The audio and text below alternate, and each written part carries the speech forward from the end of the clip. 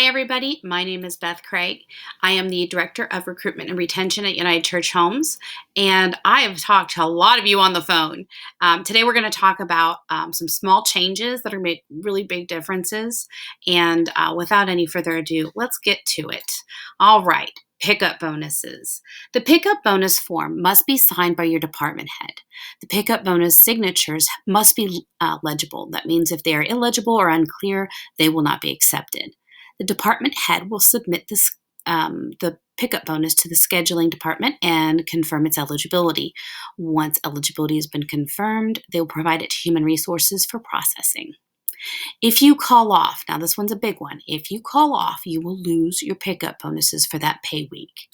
I was doing your payroll last pay period, and I totally get how there's some mistakes there. There were way too many little pieces of papers and notes and very hard to read some names or the names of the signatures. So we need to make sure that we clean this process up. And one way we're doing that is making sure that we don't have as many pickups. When you call off during a pay week, and this is pay week to pay week, there are 2 pay weeks in every pay period. So the clock kind of starts over at the end of the pay week. So we had one person who picked up on a Monday, but then called off on a Tuesday, and they still received their pickup bonus. This is your notification that is that's unsustainable. We have to have a process of approving it, and we have to have a process of kind of like no thanks if you keep picking up and calling off. There's no point. And in many of these cases, we were paying people to pick up, and then they would call off later the week, and somebody else would be paid the same pickup bonus to pick up the call off. Anyways, it's unsustainable. So we have to really move forward and away from it.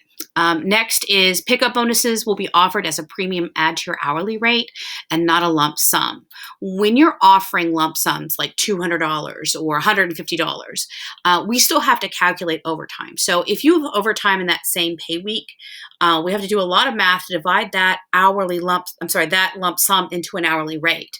So we're not interested in changing how much the pickup is. We're interested in changing how it's calculated. So for example, let's say it's a $150 pickup bonus. Well, that's the equivalent of, let's say it's a 12-hour shift, $12.50 extra per hour.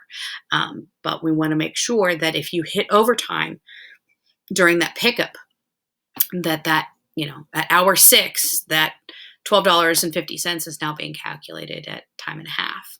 Again, it's not about changing the value of the pickup. It's just how it's calculated. It's a cleaner way, and it's also just to make sure that no one's pay is messed up, because I don't like when people's pay is messed up. Next is we'll be talking about the form, the pickup form. It's very simple. It's probably already out. Again, it is to make sure there's no confusion when we're doing payroll of who's received what and how much, and that we can read. You'll notice on this form, there's a lot of places where it says, please print, then sign. We need to know who this belongs to.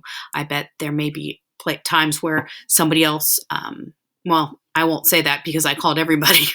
When I was confused on whose name it was, I had to call them to make sure. That turned payroll into close to a 36-hour process when it should probably take 4 or 5 hours. Next, we need to talk about changes to the schedule.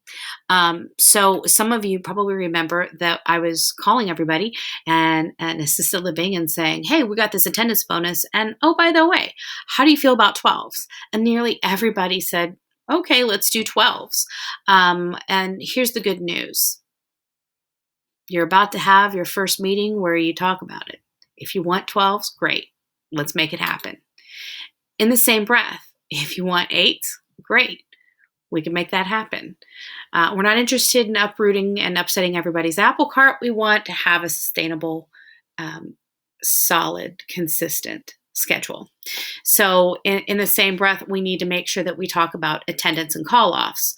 Call-offs are just a little bit too flippant these days, and all call-offs do is really create a very negative work environment. It's the first kind of tinge towards this isn't working. So we need to make sure that we're going to be very trustful with each other, having trust that my coworker is going to be there and it's going to be a good day at work. So doing the attendance bonus has been very successful at other buildings. So, for example, if I work in assisted living, I'm earning an extra $4 an hour. I'm hard pressed to believe anybody's going to get that anyplace else. As a med tech or an RCA or a nurse, getting an extra $4 an hour in assisted living. All you have to do is be there when you said you're going to be there. If you're not, you'll lose it for that pay week. Again, it's like the bonus. It's pay week to pay week. So it's super important for you to have great attendance and consistency. It's also super important for you to know that we are going to be doing a lot of onboarding of some new folks, and we would really like for you to be very active and part of their precepting. We're going to be having a precepting program, and it's going to be a great opportunity to learn a little bit more about the roles there, but also becoming very much subject matter experts in onboarding and teaching. So it's going to be a great opportunity to kind of ladder step up. There'll be a very aggressive compensation plan for that. So just keep your eyes peeled for that. And as always, I went through a lot of this stuff in 6 minutes. We're having one-on-one conversations with everybody so that we can make sure that you understand the changes. Again, not huge changes, but they're going to make big differences. And if you have any questions, comments, concern, reach out to your human resources person. That's not them. This is them. The Warriors. Doors always open. Thanks so much. Take